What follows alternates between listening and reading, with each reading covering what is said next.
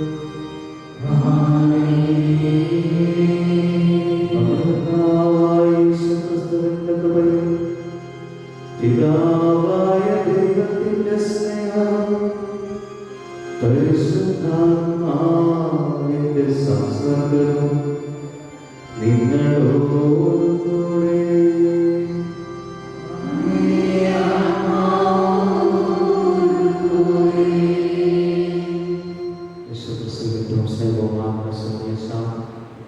സഹോദരി സഹോദരന്മാർ, ഈ കുഞ്ഞുങ്ങൾക്ക് ഒരു പ്രത്യേകതയുണ്ട്. അവരുടെ ജീവിതത്തിലൂടെ കടന്നു പോകുന്ന എല്ലാ നോവു നൊമ്പരങ്ങളും അവരിറക്കി വയ്ക്കുന്ന ഒരിടം അവരുടെ മാതാപിതാക്കളാണ്, സഹോദരങ്ങളാണ്, സുഹൃത്തുക്കളാണ്. പരീക്ഷയ്ക്ക് തോറ്റാൽ അതിന്റെ ദേഷ്യമോ തീർക്കുന്നത് അമ്മയുടെ അടുത്താണ്. അധ്യാപകരൊന്ന് കണ്ണുരുട്ടി പേടിപ്പിച്ച ആ ദേഷ്യം തീർക്കുന്നത് അപ്പൻ്റെ അടുത്ത് പിണങ്ങിയിട്ടാണ്. കൂട്ടുകാരനോ കൂട്ടുകാരിയോ പിണങ്ങിയാൽ ആ ദേഷ്യം തീർക്കുന്നത് സഹോദരങ്ങളുടെ അടുത്താണ്. എനിക്ക് തോന്നുന്നു ഇന്ന് ഈ അൽത്താരയുടെ മുമ്പിൽ നമ്മളായിരിക്കുമ്പോൾ നമുക്കുമൊന്ന് ആ കുട്ടിക്കാലത്തിലേക്ക് മടങ്ങാം. ജീവിതത്തിന്റെ പ്രാരാബ്ധങ്ങൾ നൽകുന്ന കുരിശുകൾ കർത്താവിലേക്ക് ഉയർത്തി നമ്മൾ കുട്ടികളായി മാറാം. ജീവിതം നൽകുന്ന നോവുനമ്പരങ്ങളെ ഈശോയിലേക്ക് സമർപ്പിച്ച് നമുക്ക് കുട്ടികളായി മാറാം. ആ ഒരു മടക്കത്തിന് ഈ ജീവിതത്തിൽ ഒരുപാട് ഒരുപാട് ഒരുപാട് അർത്ഥവും ആഴവും ഉണ്ടെന്നത് തിരിച്ചറിയുന്നു. നമുക്ക് നമ്മുടെ ജീവിതങ്ങളെയും ജീവിത താരങ്ങളെയും ഒക്കെ ഈശോയുടെ അക്കാര്യം സമർപ്പിച്ച് വിശുദ്ധിയോടെ പരിശുദ്ധിയോടെ ഈ വിശുദ്ധ കുർബാന അർപ്പിക്കുന്നു. സഹോദരരെ, ദിവ്യരഹസ്യങ്ങൾ കൊണ്ടാടുന്നത് നാം യോഗ്യരാകേണ്ടതിന് നമ്മുടെ പാപങ്ങൾ ഏറ്റുപറയാം. സർവശക്തനായ ദൈവത്തോട്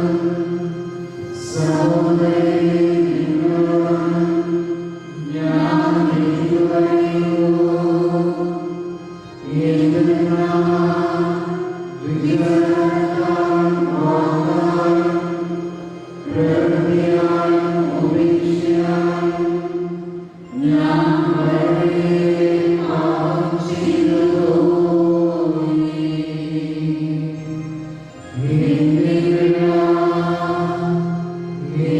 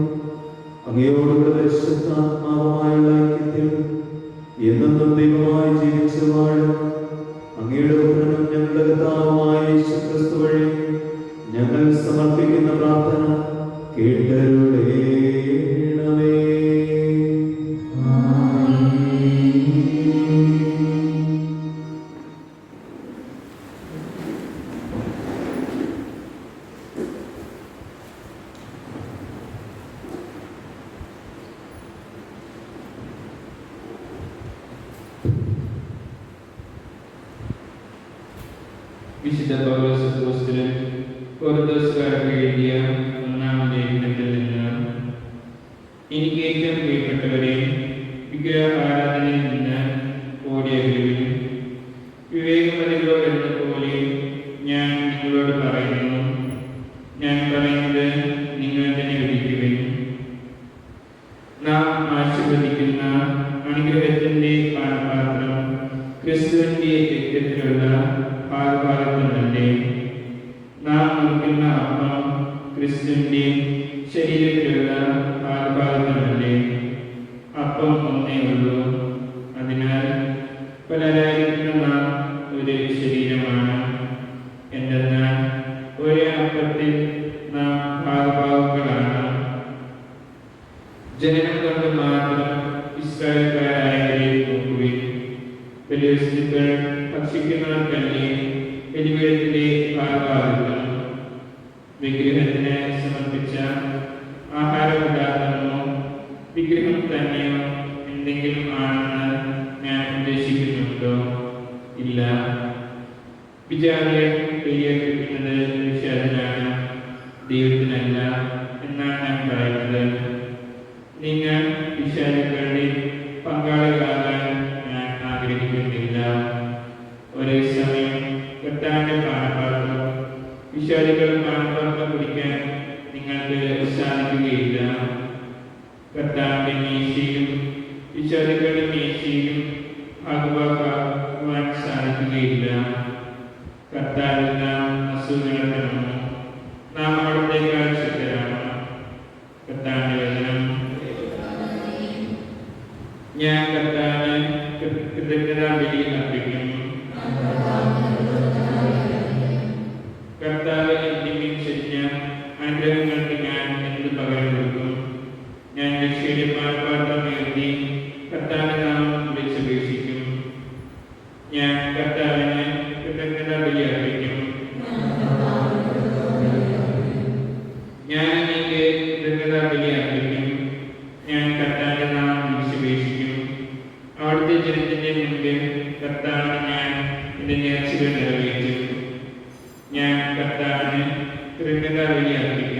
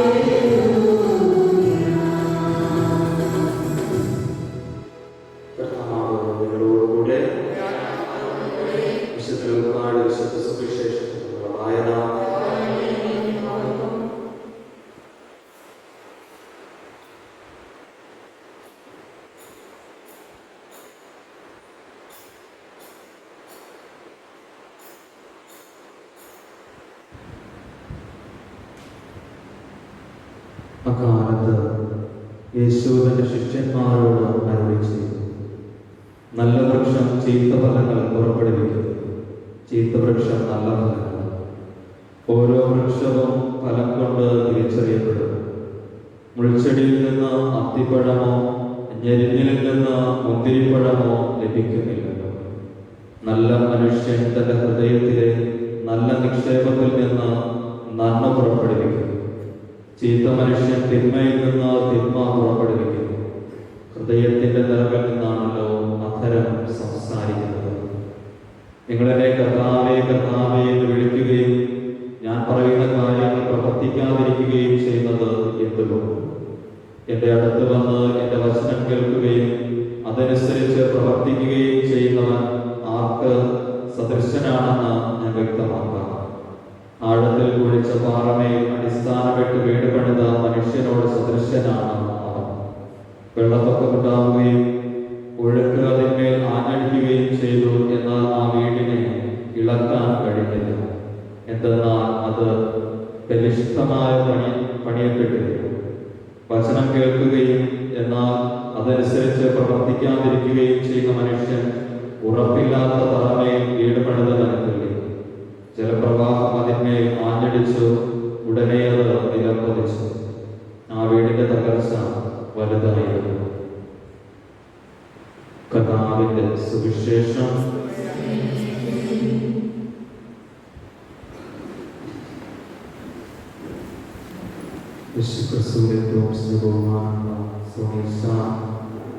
സിസ്റ്റേഴ്സ്, പുരുഷങ്ങളെ, മാതാപിതാക്കളെ, യുവതിവാക്കളെ, ഏറ്റവും വാത്സല്യമുള്ള കുടുംബങ്ങൾ, കുരിശിനെ കുറിച്ച് എഴുതപ്പെട്ടിട്ടില്ലാത്ത ഒരു പാരമ്പര്യ കഥ ഇങ്ങനെയാണ്. അത് വിശ്വസിക്കണമെന്ന് നിർബന്ധമില്ല. അതൊരു കെട്ടുകഥയാകാം, വാമൊഴിയായി പകർന്നു നൽകിയതാകാം. എന്താണെങ്കിലും ഒരു പാരമ്പര്യ കഥ ഇങ്ങനെ. ബെത്സേദ കുളത്തിൽ ഒരു തടി കിടക്കുന്നുണ്ടാകും. ഈ തടി എല്ലാ ദിവസവും മാലാഖമാർ ഇറങ്ങി വന്ന് ഈ തടിയിലെ പായലും പൂപ്പലും കഴുകി വൃത്തിയാക്കുമായിരുന്നു. അതുകൊണ്ട് തന്നെ ഈ ബെത്സേദ കുളത്തില് ആദ്യം ആ ദിവസം ആരിറങ്ങുന്നു അവർക്ക് രോഗസൗഖ്യം ഉണ്ടായി എന്നൊരു പാരമ്പര്യ കഥയുണ്ട്. കെട്ടുകഥയായിരിക്കാം, അതല്ല എങ്കിൽ വാമൊഴിയായി പകർന്നു നൽകിയതായിരിക്കാം. എന്താണ് വിശ്വസിക്കണം എന്നർത്ഥം. എന്താണെങ്കിലും കുരിശിനെ കുറിച്ച് അതൊരു കഥ. അതെങ്ങനെയാണ് കുരിശിനെ കുറിച്ചുള്ള കഥയാണ്? ഈശോയെ കുരിശിൽ തറയ്ക്കുന്നതിന് സമയമായപ്പോൾ തടിയെ രക്ഷിച്ച് നടന്നവര് കണ്ടെത്തുന്ന തടി ഈ ബെത്സൈദ കുളത്തിൽ ആഴപ്പെട്ടിരുന്ന ഈ തടിയാണ് എന്നൊരു കെട്ടുകഥ.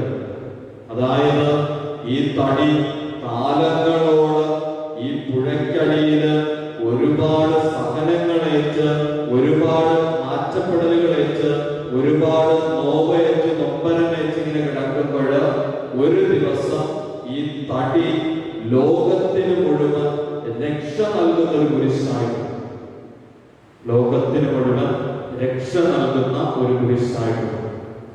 നമ്മൾ ഈ പഴയ നിയമ ചരിത്രങ്ങളിലും പുതിയ നിയമ ചരിത്രങ്ങളിലും വചനത്തിലുടനീളം ഇങ്ങനെ കണ്ണോടിച്ച് പോകുമ്പോൾ നമ്മളുടെ കണ്ണിൽ ഉടക്കി നിൽക്കുന്ന ഒരു വെളിച്ചം ഇതാണ്.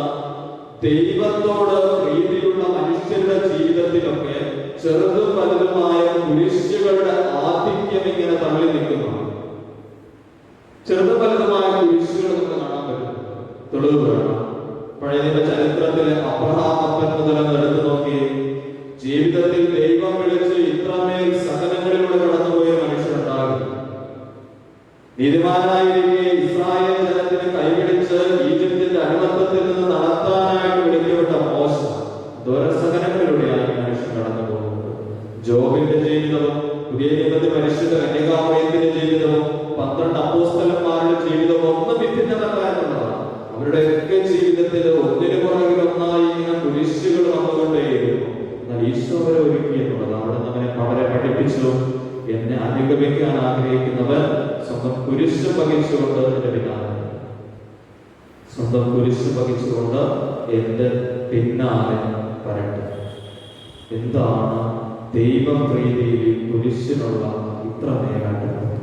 മത്തായിയുടെ സുവിശേഷം 16-ാം അധ്യായത്തിൽ നമ്മൾ കാണുന്നുണ്ട്. ശിഷ്യന്മാർ പത്രോസ് ഈശോ തന്റെ സഹനത്തെ കുറിച്ച് വഹിക്കാൻ പോകുന്ന കുരിശിന്റെ നോവ് നൊമ്പരങ്ങളെ കുറിച്ച് ഇങ്ങനെ പറയുമ്പോൾ പത്രോസ് ഈശോയോട് പറയുന്നുണ്ട്, നിനക്കിത് സംഭവിക്കാതിരിക്കട്ടെ, നിനക്കിത് സംഭവിക്കാതിരിക്കട്ടെ. ഈശോയുടെ മറുപടി ഇങ്ങനെയാണ്, സാത്താനെ നീ നിന്ന് ദൂരെ പോവുക, നിന്റെ ചിന്ത ദൈവീകമല്ല മാനുഷികമാണ്. അങ്ങനെയെങ്കിൽ കുരിശുകൾക്ക് പുറകില് ദൈവീകമായ എന്തൊക്കെയോ ഒരു അടയാളമാണ്. കുരിശുകൾക്ക് പുറകില് ദൈവീകമായ എന്തൊക്കെയോ അടയാളങ്ങളാണ്. ഇന്ന് ഈ കാലം കടന്നു പോകുമ്പോൾ ഒരുപാട് കഥനത്തിന്റെ കാതല് നൽകിയാണ് കടന്നു പോകുന്നത്. കൊറോണ ഒരുമിച്ച് നിൽക്കാനായിട്ട് അനുവദിക്കുന്നില്ല, വിശുദ്ധ കുർബാനയിൽ ഒരുമിച്ച് വരാൻ അനുവദിക്കുന്നില്ല, പ്രാർത്ഥനാ കൂട്ടായ്മയിൽ ഒരുമിച്ച് വരാൻ അനുവദിക്കുന്നില്ല.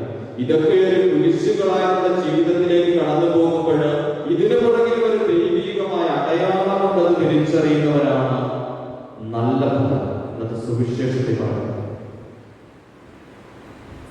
ഫലം വൃക്ഷമേതെന്ന് തെളിയിക്കും. ഫലം വൃക്ഷമേതെന്ന് തെളിയിക്കും.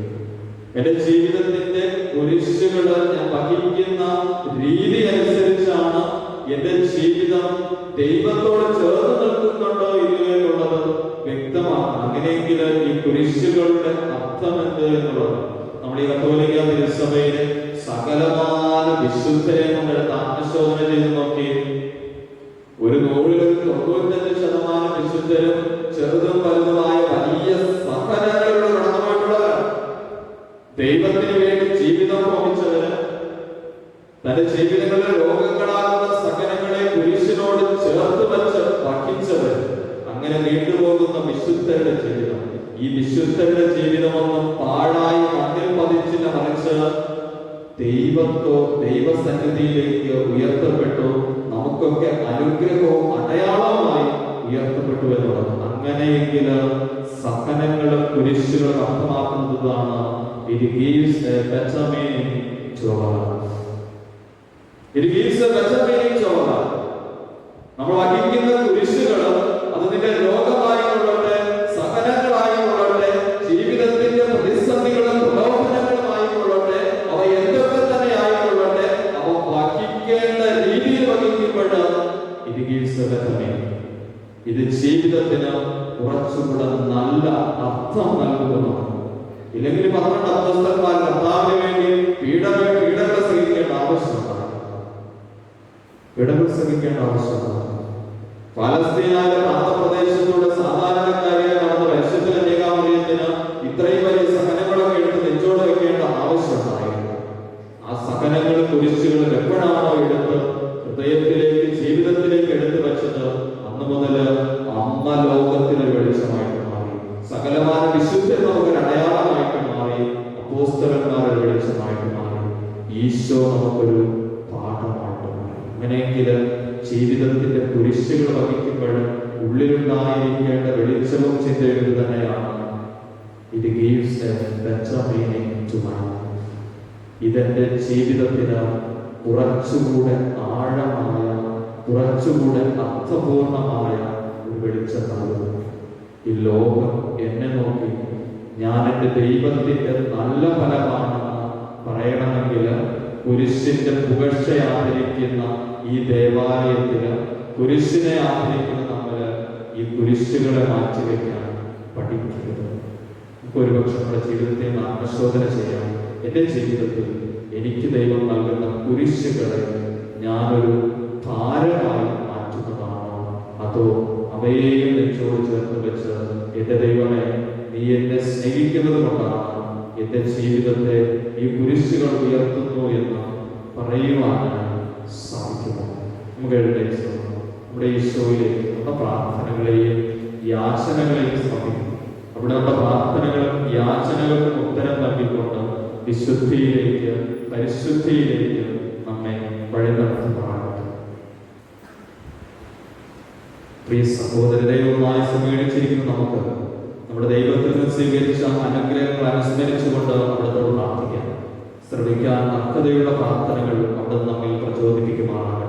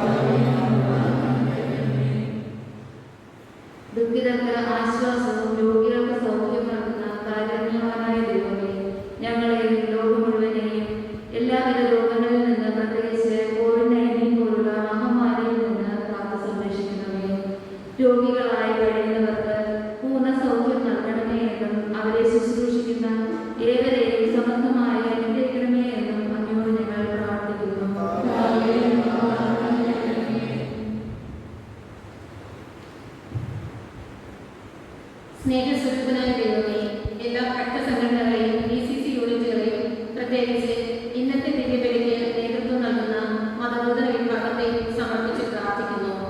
വിശുദ്ധ കുരിശിന്റെ സംരക്ഷണവും അനുഗ്രഹവും നൽകി ഓരോ അംഗത്തെയും അങ്ങ് ശക്തിപ്പെടുത്തണമേ.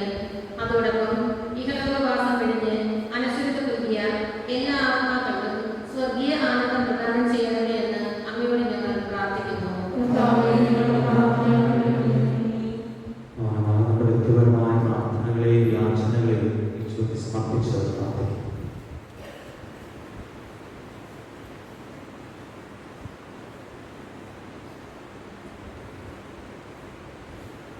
കർത്താവേ, യാചിക്കുന്ന സഭയുടെ പ്രാർത്ഥനകൾ അങ്ങേ സന്നിധിയിൽ പ്രീതികരമായി ലഭിക്കട്ടെ.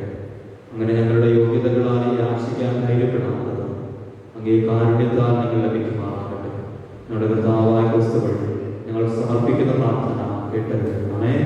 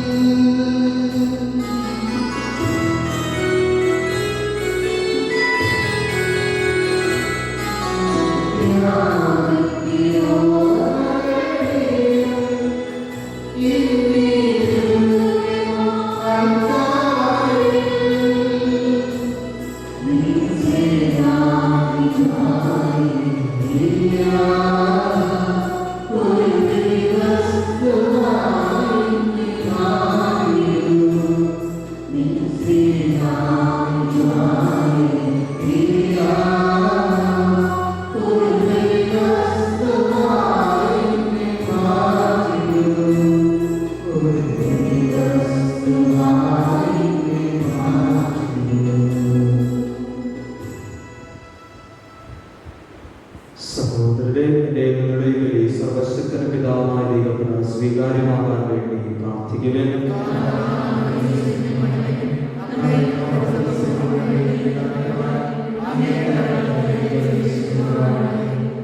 കർത്താവേ, കുരിശിന്റെ അൾത്താരയിൽ സർവ്വലോകത്തിന്റെയും പാപങ്ങൾ നീക്കുന്നു ഈ കാഴ്ചയർപ്പണം ഞങ്ങളെ എല്ലാ തിന്മകളിൽ നിന്നും ശുദ്ധീകരിക്കട്ടെ എന്ന് ഞങ്ങൾ പ്രാർത്ഥിക്കുന്നു.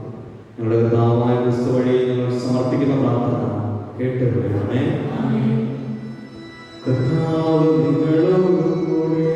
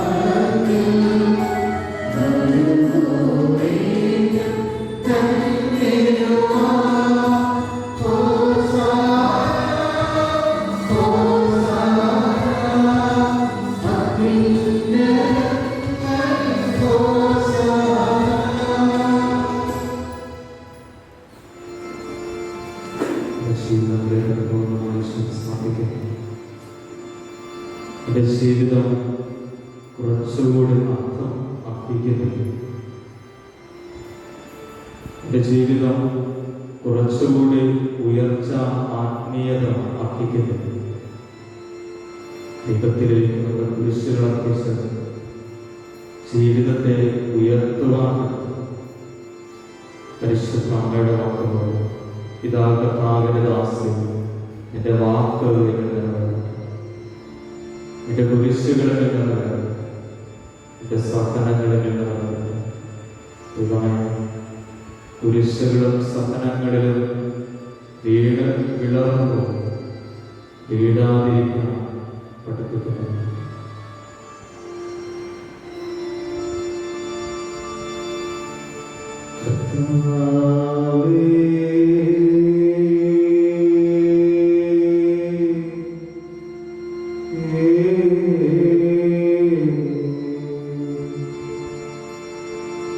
സർവശക്തിയുടെ ഉറവിടമായ സത്യമായി പരിശുദ്ധാത്മാവേ,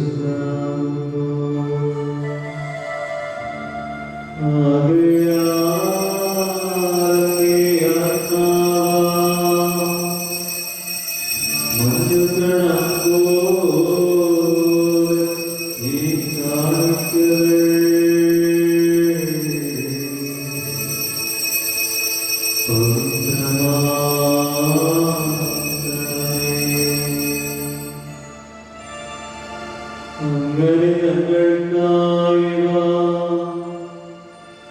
ഞങ്ങളുടെ കർത്താവായ യേശുക്രിസ്തുവിന്റെ തിരുശരീരവും തിരുരക്തവുമായി തീരുമാറാകട്ടെ.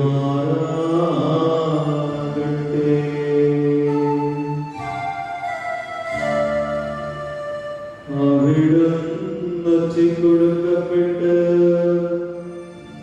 സ്വമനസ്സാൽ പീഡകൾ സഹിച്ചപ്പോൾ അപ്പമെടുത്ത് കൃതജ്ഞത പ്രകാശിപ്പിച്ചു മുറിച്ച് തന്റെ ശിഷ്യന്മാർക്ക് കൊടുത്തു കൊണ്ടരുൾ ചെയ്തു. എല്ലാവരും ഇതിൽ നിന്ന് വാങ്ങി ഭക്ഷിക്കുവിൻ. എന്തെന്നാലിത് നിങ്ങൾക്കു വേണ്ടി അർപ്പിക്കാനിരിക്കുന്ന എന്റെ ശരീരമാകുന്നു.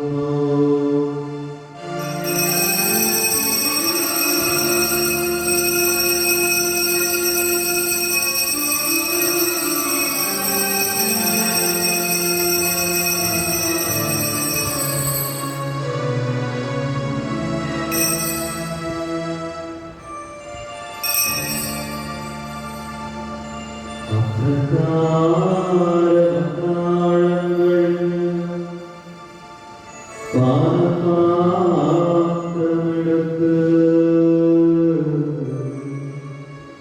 വീണ്ടും അങ്ങേക്ക് കൃതജ്ഞത പ്രകാശിപ്പിച്ച് തന്റെ ശിഷ്യന്മാർക്ക് കൊടുത്തു കൊണ്ടരുൾ ചെയ്തു.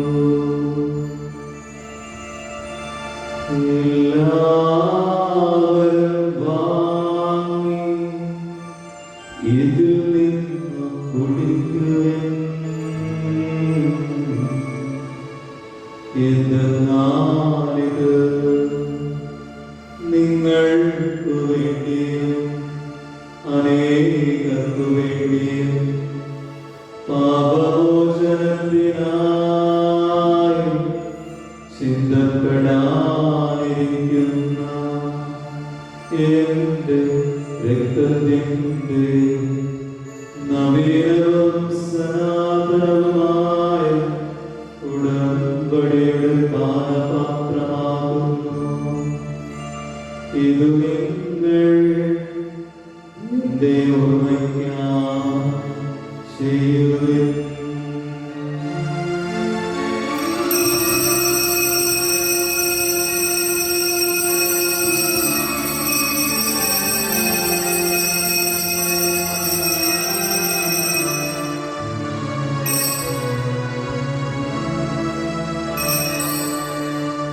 വിശ്വാസത്തിന്റെ രഹസ്യം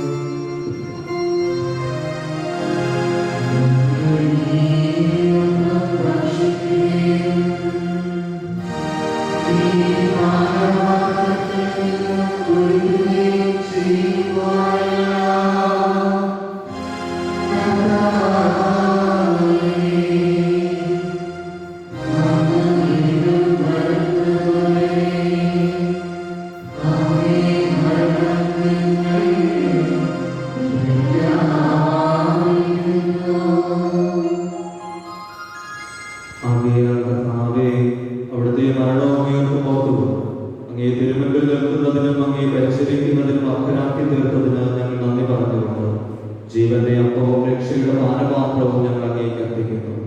ക്രിസ്തുവിന്റെ ശരീരത്തിലും രക്തത്തിലും പങ്കുചേരുന്ന ഞങ്ങളെ പരിശുദ്ധാത്മാവിൽ ഒന്നായി ചേർക്കണമെന്ന് താഴ്മയോടെ ഞങ്ങൾ അപേക്ഷിക്കുന്നു.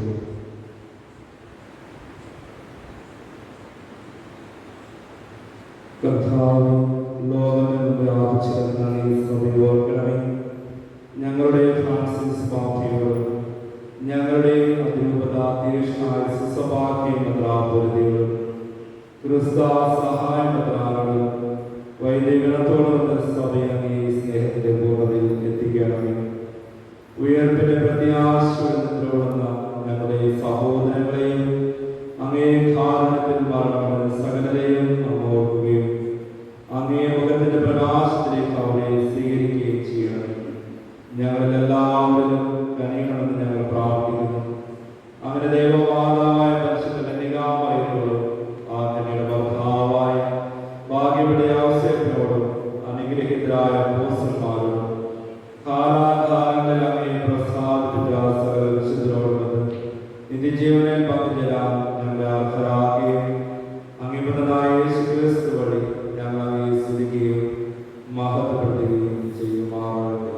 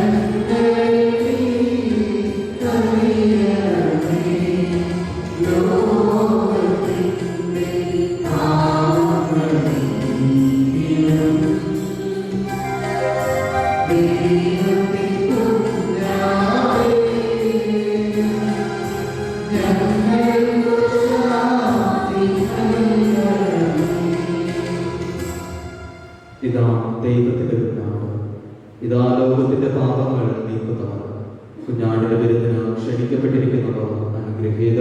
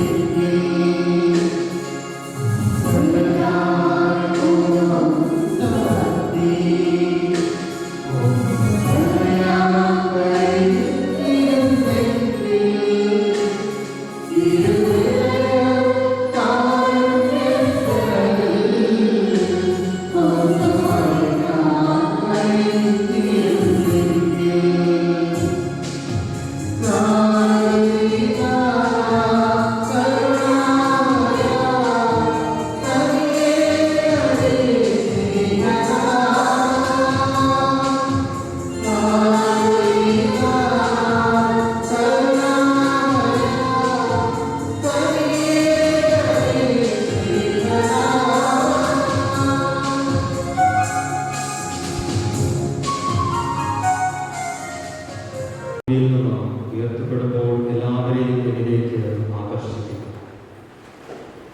നമുക്ക് പ്രാർത്ഥിക്കാം.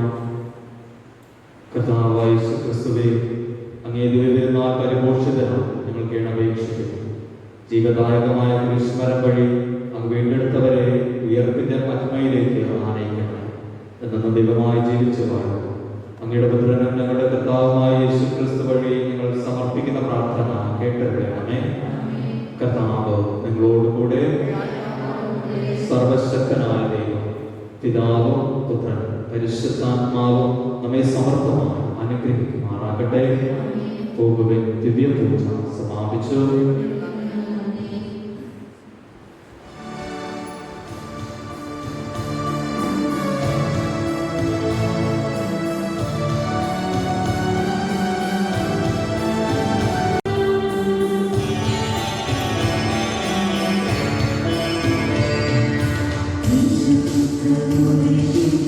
Amen.